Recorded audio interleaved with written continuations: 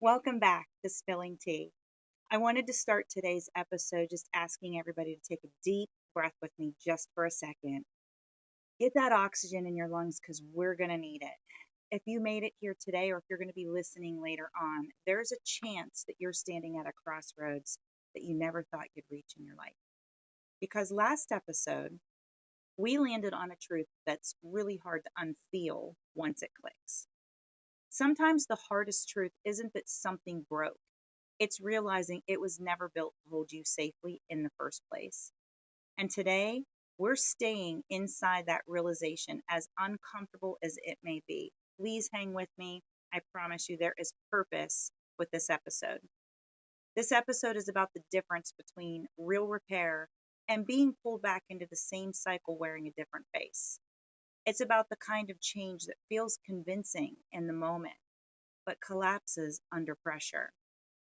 It's about why some relationships cannot heal, not because you didn't try hard enough, please understand that, but it's because they were never designed for mutual safety. And it's about learning to tell the difference between staying because there's hope and staying because you're being rehooked. I want to start with when change looks real. Because one of the most disorienting things after a narcissistic relationship is that change doesn't always look fake. In fact, it's the polar opposite. It looks pretty sincere. You might hear apologies that sound deeper than anything you've ever heard them say before. You might see vulnerability that feels very raw. You might also hear language like, I get it now, or I didn't realize how much I hurt you. Please forgive me. Or my personal favorite, tell me what I need to do to fix this and I'll do it. And if you've ever been ignored, minimized, blamed, or emotionally starved, that kind of responsiveness can feel like gold to you. You're finally turning the page with this person. Your body relaxes, your nervous system exhales. And for a moment, it feels like you're finally being met. And this is where so many people will get trapped. Not because they're weak, not because they're naive, but because hope is very powerful, especially when you've been deprived of it throughout your relationship. But here's where the confusion deepens. A fear response can look and feel like transformation. For example, they only suddenly become reflective of their behavior after you say, I'm done, I'm moving on, I'm tapping out. They'll stay up all night talking it through with you.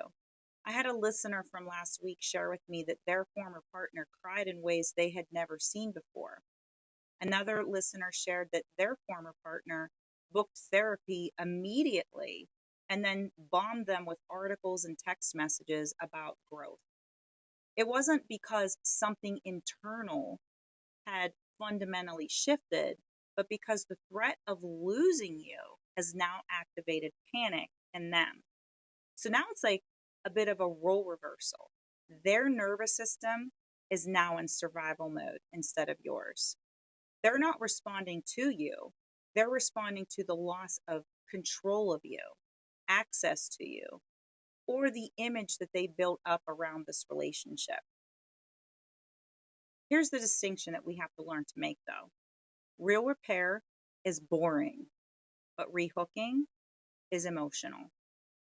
Real repair shows up quietly, consistently, and without an audience.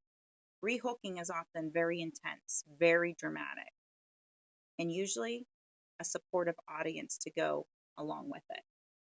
If somebody's growth only appears when they're about to lose you, that's not repair, that's a fear response.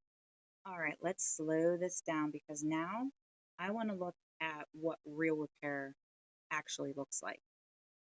Real repair has weight to it, not urgency, not intensity, but weight. It doesn't rush forgiveness. It doesn't argue with your pace. It doesn't treat reconciliation as the finish line. Real repair understands that trust is rebuilt slowly through repetition, not persuasion. It doesn't expect access to you. It doesn't ask to be close again as proof that healing is happening. It doesn't interpret your boundaries as punishment, manipulation, or rejection. Instead, real repair respects distance without resentment. It tolerates discomfort without making it your problem. Real repair sounds like, I understand why you don't trust me yet. You don't owe me forgiveness. I'm willing to do this work whether you stay or not. I don't need reassurance from you. I need to be accountable. And then this is the part that people often miss. It backs those words up with behavior, quietly and repeatedly. Real repair lasts past the moment of crisis. It doesn't fade once emotions settle or once the relationship feels secure or whole again. It shows up when there's no immediate reward, no praise, no intimacy. That's a big one. Most people want to just jump right back in and get those benefits. No guarantee. It looks like changed behavior when you're not even watching them. It looks like consistency, even when it would be easier to slip back into the old patterns. It looks like self correction without needing you to point it out. And here's a hard question, but a very important one that we need to ask. Does the change continue when you're no longer explaining yourself? When you stop defending your boundaries? When you stop carefully choosing your words and walking around on eggshells around them?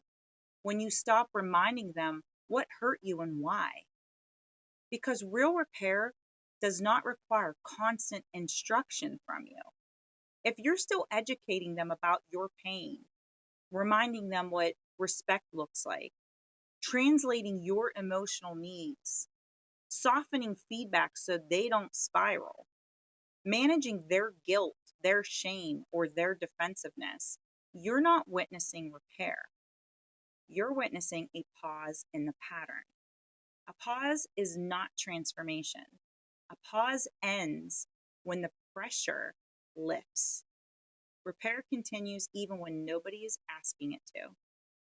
Real repair takes responsibility for the impact, not just the intention. It accepts that some damage doesn't disappear just because insight finally arrives. And it understands that the goal isn't getting back what was lost. The goal is becoming safe enough that something new could possibly be built without coercion, performance, or fear. So, this is going to be the part of today's episode where a lot of people don't want to hear. Ow! So, I'll say it with as much honesty and care as I possibly can. Some relationships cannot heal, not because healing is impossible, but because healing requires two people who are willing and able to tolerate accountability without collapsing into defensiveness, victimhood, or control. And that's a very specific capacity. It means being able to hear, this hurt me, without responding with explanation, justification, blame, or self pity. It means being able to sit with the discomfort of impact without rushing to erase it, minimize it, or make it somebody else's responsibility. Narcissistic dynamics do not fail because of a lack of love. They fail because they are structured around power, not partnership. In these systems, one person adapts, one person absorbs, one person self abandons so the other never has to. If one person's needs consistently override the others, that's not a rough patch. That's not miscommunication. That's a system. And systems, they protect themselves. So when you start asking for consistency, for emotional safety, for boundaries, for accountability that isn't immediately soothed away, the system pushes back. Not always loudly, not always cruelly, sometimes softly, sometimes with sweetness, sometimes with tears, sometimes with convincing insight and poetic self reflection. Sometimes it looks like, I'm overwhelmed. I didn't know you felt that way. Or, I'm trying so hard. Why can't you see that? Or, you're giving up on us too easily. Can't believe you're just going to be so willing to throw away the last 5 years. And if you stay long enough inside that pushback, you start doubting your own perception. You wonder if you're asking them for too much, if your needs are actually unreasonable, if your boundaries are actually abandonment. But here's the quiet truth: if growth only exists when you're threatening to leave, if empathy appears only when consequences are imminent, if accountability disappears the moment things stabilize, that's not transformation, my friends. That's maintenance. It's the system adjusting or recalibrating itself just enough to keep itself intact. Healing requires something far rarer than intention. It requires a relinquishing of power, a willingness to lose the familiar role, an ability to let the other person exist as separate, sovereign, and equal. Those are all sour words for a narcissist. And when that capacity isn't there, no amount of patience, explanation, or love can create it for them. Coming to terms with that isn't failure, it's clarity. And sometimes clarity is the healing. Here's something that many survivors don't realize until much later. Your body often knows the truth before your mind is ever even allowed to believe it. I touched on this briefly in episode 2, but I wanted to really dive deep into it for this episode today. If you've spent years being told you're overreacting, you're too sensitive, you can't handle a joke, or you're imagining things, your mind learns to second guess itself. But your body, it does not need permission. It responds to patterns quietly, consistently, and often painfully. For some people, that knowing shows up as anxiety or tension. For others, like yours truly, it shows up in more physical ways. Maybe your body starts speaking through frequent migraines, like that pressure and pain in your head that arrives without an obvious reason or trigger.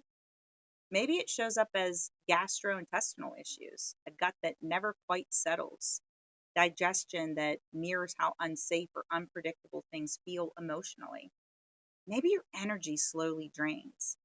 The desire to move your body or go out completely disappears. Exercise no longer feels restorative, it feels impossible. Weight gain can follow, not because of lack of willpower, but because depression has now taken up space inside of your body. Because survival mode slows everything down. Because when your nervous system is overwhelmed, motivation isn't a moral failing, it's a physiological response. And still, the mind tries to keep up. You tell yourself, maybe once things stabilize, I'll feel better. Maybe this will pass. Maybe it's just stress from my job. So pay attention, not to the promises, not to the words, but to how your body feels over time. Do you feel calmer as days pass, or do you feel more vigilant? Do you feel yourself expanding back into life or contracting from it, conserving your energy just to get through the day? Are you freer to be more honest or more careful with your words, your tone, your needs? A body that feels safe tends to settle. It doesn't stay inflamed. It doesn't stay tense or exhausted or shut down indefinitely. So if your nervous system never really lands, if the migraines persist, the gut stays reactive, the weight comes on alongside sadness and fatigue, that's not because you're broken. It's because your body is responding accurately to inconsistency, emotional strain, and a lack of safety. Healing does not require you to live in a constant state of hyper awareness. It doesn't require your body to keep absorbing the cost of adaptation. That's not love. It's definitely not growth, but that is survival. And the moment you begin listening to what your body has been saying all along, you're not failing. You're finally telling the truth. All right, I clearly need to get a new chair. I keep moving and shifting in my seat, and I keep hearing it squeak. I hope it's not coming through on my video, but I have a sneaky suspicion that it is. I clearly have to get a new chair. This wasn't part of the show. It's just annoying me right now. But this next segment is hope versus rehooking, and I wanted to name it clearly. Hope and rehooking can feel almost indistinguishable at first, especially if you've been starved of responsiveness for a really long time. Both can feel warm, both can feel relieving, both can momentarily quiet the ache, but they move you in opposite directions. Hope strengthens your sense of self. It leaves you feeling more solid, more grounded, more you before you came into that relationship. You don't disappear to keep it alive. Rehooking erodes your sense of self. It slowly teaches you to override your own instincts, to soften your edges, and swallow your knowing in order to stay connected. Hope invites you back into your body, into breath, into clarity, into a felt sense of this is okay right now. Rehooking pulls you back into your head, into analysis, monitoring, second guessing, replaying conversations over and over again in your brain on a loop, scanning for meaning between the lines. Hope doesn't just ask you to ignore reality, it doesn't need you to suspend what you've already experienced. Rehooking asks you to reinterpret reality, to give one more chance or 80, to focus on potential instead of pattern, to believe this time will be different without anything actually being different. I got a lot of experience with that one. And here's an important marker for you. With hope, your standards still feel intact. Your boundaries still feel reasonable. Your memory feels reliable. But with rehooking, every cycle ends with you questioning yourself. Again, am I asking for too much? Did I explain that clearly enough? Maybe I'm being unfair. Maybe I remembered it wrong. That's not patience. It's not compassion. That's conditioning. Conditioning teaches you to associate closeness with self doubt, connection with emotional labor, love with self abandonment. And here's the truth that often breaks people wide open. If the relationship requires you to become smaller, quieter, more understanding, less expressive, less embodied, less connected to your intuition, less, it is not healing, my friends. No matter how much love is present, and I'm sure you still love that person, no matter how much potential you see in them, no matter how sincere the moments of tenderness felt to you, real hope does not ask you to disappear in order to be chosen. It invites you to stay whole. I want to dive into healing after a narcissistic relationship and what that looks like. So, healing after a narcissistic relationship is not about you becoming harder or colder. It's not about you shutting down your heart or learning how to tolerate less. It's about becoming clear. Clear about patterns, not just about what happened once, but what happened over and over again. Clear about your role. And just as importantly, what was never yours to carry. You are not responsible for regulating somebody else's emotions. You're not meant to absorb the fallout of their unwillingness to change. And you're not supposed to disappear to keep peace.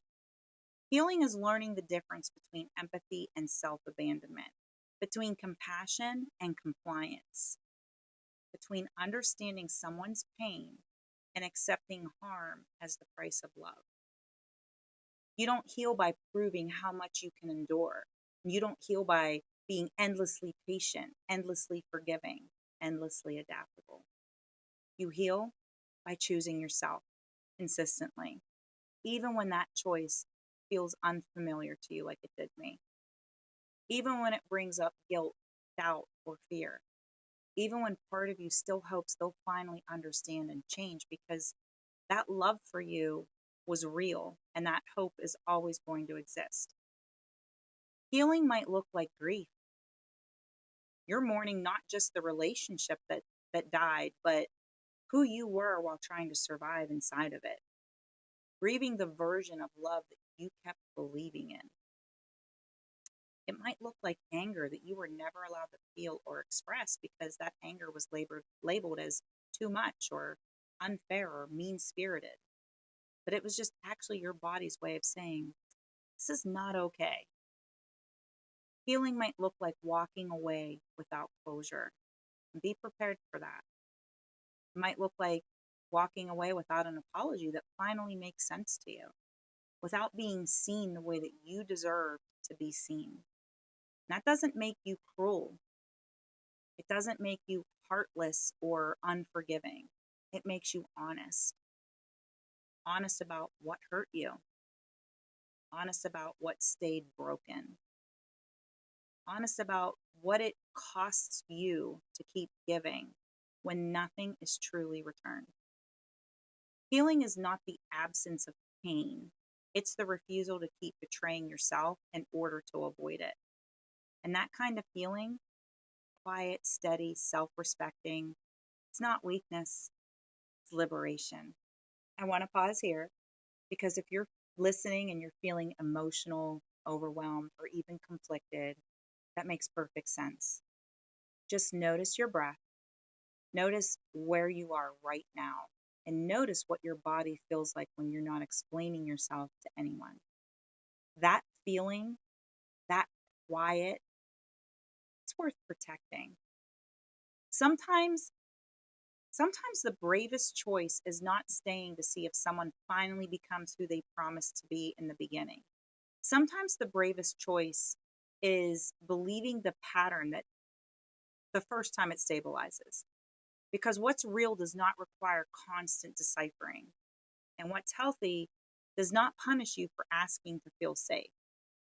You are not abandoning anyone by refusing to abandon yourself. In the next episode, we're going deeper into a pattern that shows up in emotional, relational, and spiritual spaces, often labeled as the Jezebel spirit. Not as a gendered accusation, not as a moral judgment, but as a dynamic of manipulation, control, seduction, and inversion of power that can exist in anyone. We're going to talk about how this pattern operates, why it's often misunderstood, and how recognizing it can break cycles that narcissism alone doesn't fully explain. That conversation is coming. Until then, choose clarity over confusion. Choose safety over potential. And remember, you don't need to stay entangled to prove that you cared. Thank you for spending this time with me today. If this episode made you feel seen, share it with someone who values deep conversations like I do. And if you want to continue the dialogue, you can always reach me at ce.spillingtea@gmail.com. I'm Colleen, and this is Spilling Tea. Until next time, stay curious, my friends.